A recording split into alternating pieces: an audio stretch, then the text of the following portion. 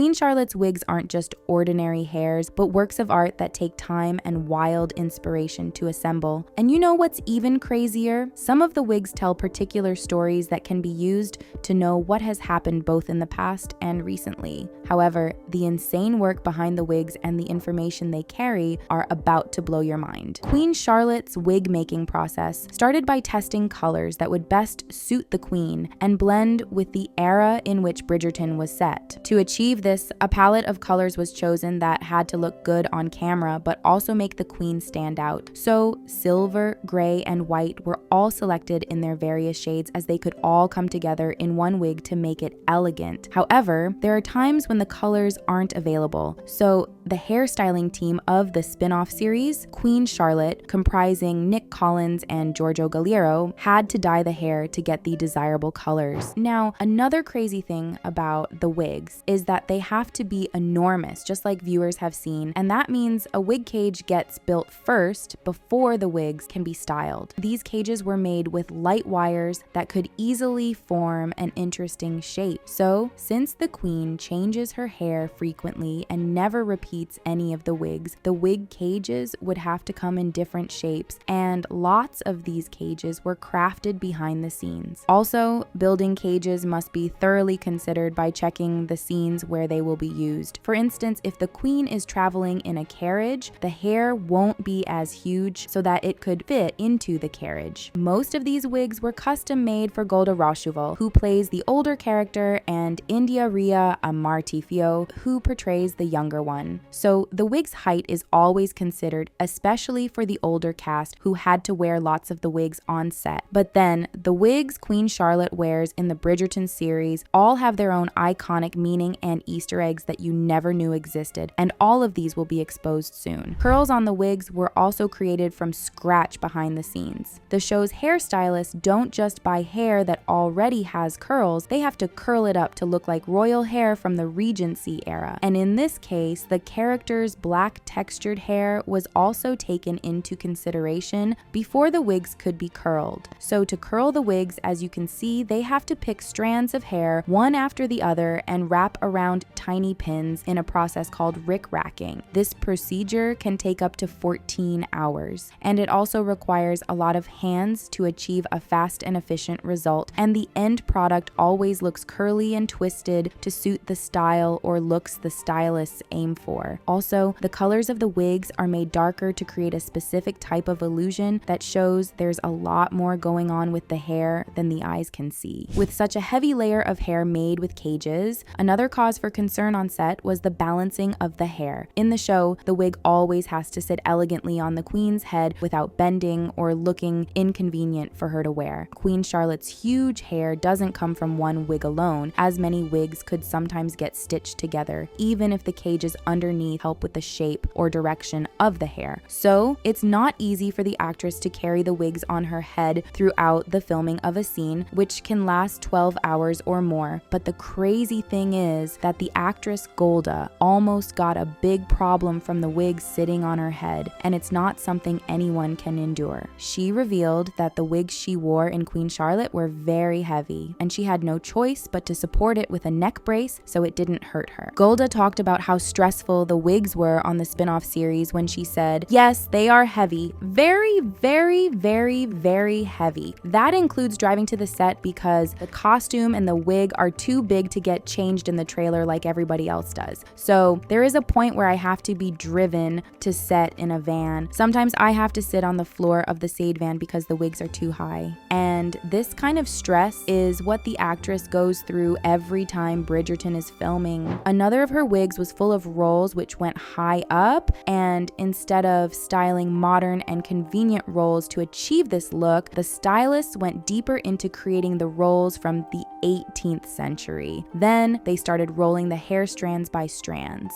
Interestingly, this particular wig tells a story that's so unique to Queen Charlotte. She wore the hair in a scene where she was alone in an opera house, feeling lonely and sad because the love of her life, King George, wasn't there. So, because of this overwhelming feeling and how much Charlotte was in love with George, the wig was decorated with 2 lovebirds on top, and that that means there are always hidden hints in her hair, which viewers can only figure out if they look closer at the wigs and how they relate to the particular scene where they were worn. Another insane thing about the Queen's hair is that real and expensive gemstones are always used to decorate it, showing that the wigs aren't only royal but priceless. However, every hair in the show has its own uniqueness or story, and you are about to discover all the hidden details you missed in these hairstyles. One of the unique things about Queen Charlotte's hair is that it always matches every situation in the show. During the Christmas episode in Queen Charlotte, her hair was designed to take the shape of a Christmas tree. While this could mean that the Queen matched her hair with the Christmas celebration, there's more to the hair than you see. Going back to history, the original Queen Charlotte was the one who introduced the Christmas tree to England in the 18th century, even though it took a while before it became popular. So that was an Easter egg to pay respect to that. Also, another scene in the spin-off series showed the Queen speaking to her children about making an heir who would eventually get to ascend the throne. The hair she had on during this conversation had orchids, even though the wig was floral and there were many other beautiful and colorful plants. However, orchids represent fertility, which accurately describes what she wished for her children right then. In the Regency era, hair could be dramatic with different styling, and Queen Charlotte's hair had lots of them, such as the back of some of her wigs, which had some elegant styling like spiral cuttings and some modernity twist to them. One of her hair also had around 220 bows as added accessories, which were all handmade and challenging to put together on such a huge hairstyle. Interestingly, this bow wig sends an essential message by respecting the show's deceased hair and makeup designer, Mark Pilcher, who passed away from COVID-19 and created the memorable wigs in season 1. And just like the challenges faced by the hair designers in Queen Charlotte and the following seasons of Bridgerton, Mark also went through a challenging but fun period trying to work through the wigs in Bridgerton 1. Mark said some of the wigs took him a few days to make, while some almost took a month to get ready. He also spoke about why Queen Charlotte's hair is always huge, saying her husband is ill, she doesn't have a whole lot left in her life, so all she's got is to dress up in new frocks.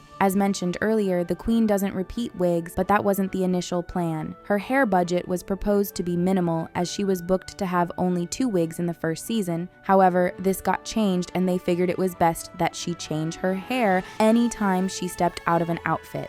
That was when her hair started having its own vibe and stories, and one of the wigs was inspired by Beyoncé. The afro hair Beyoncé had on in Austin Powers influenced the Queen's giant afro in the show. Mark revealed this was because he was trying to lean more into the Queen's African origin with the wig. Then, the hair that still surprises the viewers is the birdcage hair that Queen Charlotte had earlier on in the show, and Mark had a lot to say about that. He explained how he came about this. Back in those times, there were images of people with bird cages in their hair and real birds in their cages, so I bought some bird cages on Amazon. The bird cage's color was a turnoff when they arrived, but that was worked on to create a more outstanding color. Then they made a wig around this cage, put a fake bird inside it, and put another one on top of the wig. With how fascinating this particular design was, they decided to create a story around it that relates to the main characters of Bridgerton 1. So, the story behind the birdcage wig is that the locks were to represent Simon Bassett's ethnic background, and the bows were an ode to Daphne, and the birds in the cages were to show their torn love between each other. Although Queen Charlotte had always had unique and beautiful hairstyles since she was young, fans discovered that her wigs only grew bigger as she grew older. However, the similarities between the young and old queen could also be seen in the wigs. Many details went into how all this came together, especially in the spin-off series. India, who plays the young Queen Charlotte, may not have had to endure heavy wigs like Golda did, but she also went through the process of having elaborate wigs on her head. However, the younger Charlotte had a look that viewers were familiar with, which looked like her natural hair, which was easier to fix. The fixing of that wig required India's natural hair to be packed neatly underneath, and the wig placed on it to make it seem like the character character's natural hair before the huge styles started to creep in. Then another heavy wig that had been prepared would be placed on the first wig, so India was wearing one wig on top of another in the show. After this, the accessories are added and the actress is ready to get on set after getting her costumes on. But then, one of the challenges on set was drawing a parallel between the young and old queen regarding their hair. Viewers could follow through with this as the queen's hair became more elaborate after every scene. Nick, the hairstylist, said, "It was really important to make that journey and entwine those two characters. I really wanted to have a sense that they connected. This is one person's story. We wanted to make sense of that with how they looked and were represented." Although most of the queen's hair looks too elaborate, the hairstylist also tried to let people see her natural hair without the wigs. And this was mostly done through India, who plays the younger version of the character. So, about 5 natural wigs were created for the actress, and 3 of these wigs bear a lot of resemblance to India's natural hair. However, this style is rarely seen when discussing period drama, but the stylist mentioned that it was very much in vogue in the era. Nick pointed out that she wanted the show's fans to see what textured hair was like before shampoo,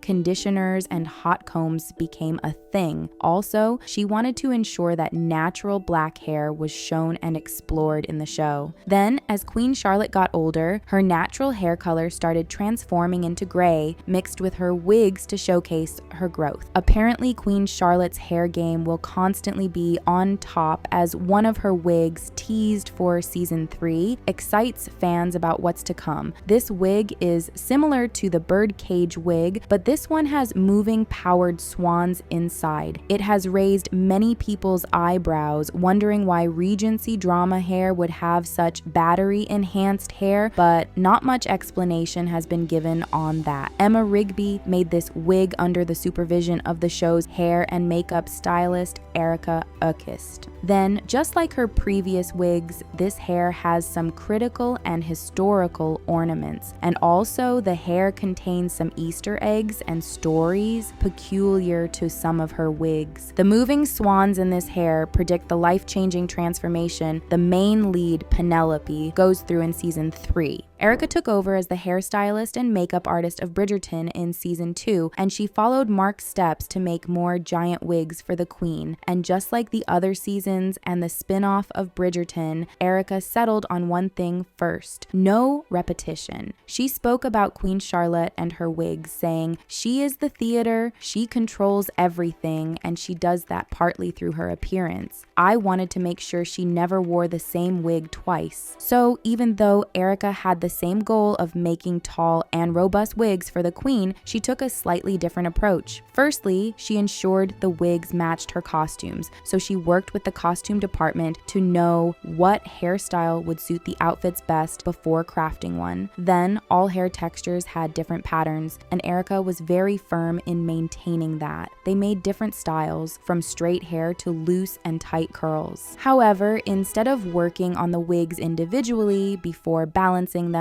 on Golda's head, much of the preparations were finished on the actress's head. So she had to sit through many hours to get the enormous wigs fixed and put together. They took this approach to ensure she could walk around without support, like neck braces, while carrying out her daily tasks. The foundation also really matters in finding the right balance of the wigs, and Golda's natural hair is braided so that the wigs can be pinned down on it. Erica explained better, saying, "Often executed in a swirl pattern or in straight cornrows braided from front to back, the shape of her braids were dependent on where the security needed to be for her wigs to stay in place and be balanced and comfortable. With balance sorted out, the heavy wig could still cause a lot of damage to the actress's hair. And because filming took a long time, Golda's natural hair was also getting treatment, so the heavy wigs didn't hurt it. Whenever Golda wasn't on the ground to sit for the wig arrangement, they made a mold of her head, which helped them get the correct measurements of the wigs for the right balance. Queen Charlotte's wig was made with accuracy, as an architect would build a bridge so it wouldn't collapse. And because these extraordinary wig masterpieces took a lot of insane work, patience, and skills, one of her wigs is now being displayed at Q Palace. Also, many fans have encouraged the show to open a wig museum for Queen Charlotte because they are all very rare.